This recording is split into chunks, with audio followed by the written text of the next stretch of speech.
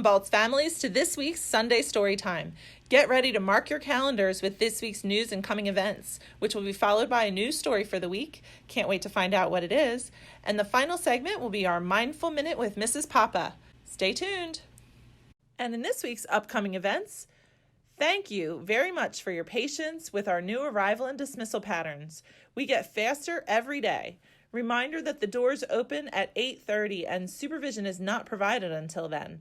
And for dismissal, it really begins at 3:50. Gracias por su paciencia con los nuevos procedimientos para la llegada y salida. Cada día lo hacemos más rápido. Les recordamos que las puertas abren a las 8:30 de la mañana. No hay supervisión hasta esta hora. La salida comienza a las 3:50 de la tarde. In 4th and 5th grades, students can sign up for our band and strings. Instrument night is happening on Wednesday, September 11th at 7 p.m. in the cafeteria. This is a great chance to learn more about a variety of instruments and to try them out before you choose one. Los alumnos de cuarto y quinto grados se pueden anotar para nuestro programa de banda y instrumentos de cuerda.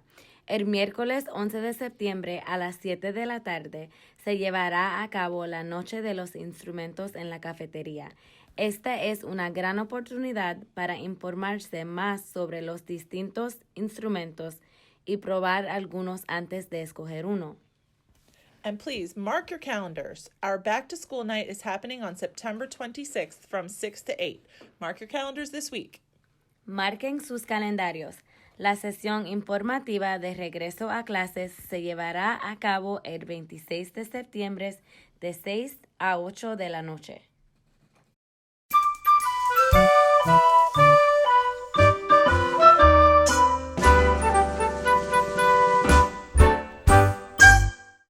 Thank you for watching another episode of Sunday Storytime. I'm Mrs. Ellis, and tonight I will be reading Monster Trouble by Lane Fredrickson. Winifred Schnitzel was never afraid, not of monsters or ghouls or the noises they made. She loved scary movies and werewolves and thunder and peg-legged pirates who bury their plunder.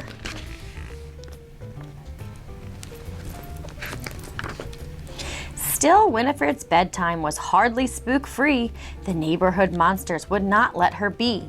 Each night they'd show up and attempt to be scary. Some would growl, some would belch, some were slimy, some hairy.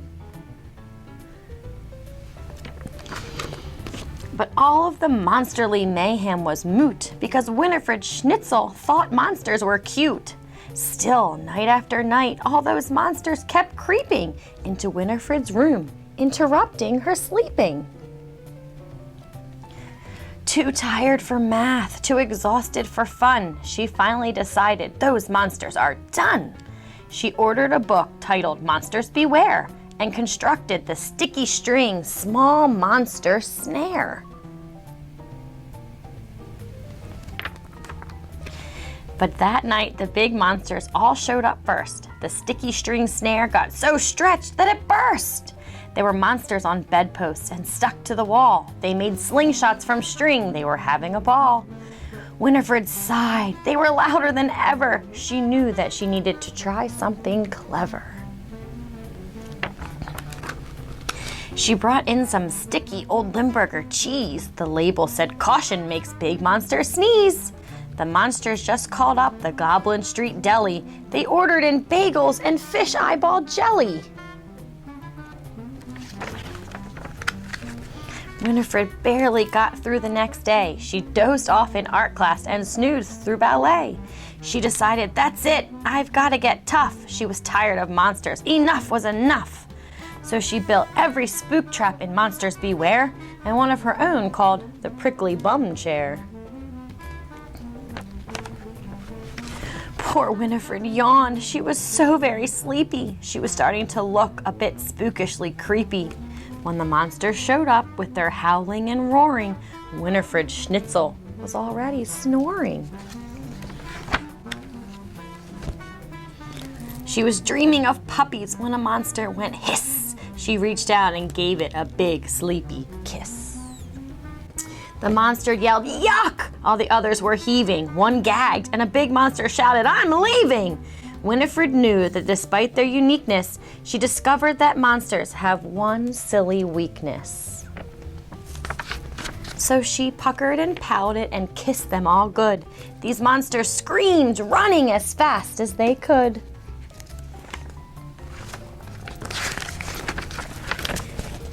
Now Winifred sleeps very soundly at night. In daytime, she's happy and perky and bright. But sometimes she finds that a monsters creep in right around bedtime with a monsterly grin. She ignores all the growling and roaring and hissing, since the one thing that all monsters hate most is kissing.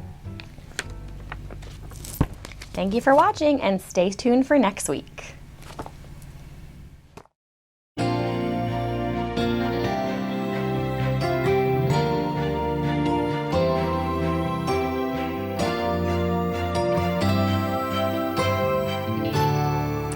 Hi Balts community, today we're going to talk about solving problems. Have you ever had a problem? I don't know anyone who has not had a problem. Everyone has problems, even best friends have problems. Some of the problems we have are small, and some of the problems we have are big. Before you can solve your problem, you have to decide if your problem is big or if your problem is small. Here's how you do that. You start by asking yourself 3 questions. Is it dangerous? Is it against the law? Is anyone hurt? If you say yes to any of these questions, then you have a big problem and you need to tell an adult that you trust right away. If you said no, then you have a small problem and you're smart enough to handle that small problem on your own. Try using one of Kelso's choices. Here are some examples of Kelso's great ideas for solving small problems. Go to another game. Talk it out. Share and take turns. Ignore it. Walk away. Tell them to stop. Apologize. Make a deal. Wait and cool off. If you try using one of Kelso's choices and you're still having a problem, try another one. But if you try 2 of Kelso's choices and the problem is not better, then get an adult to help you. Try using Kelso's choices every day.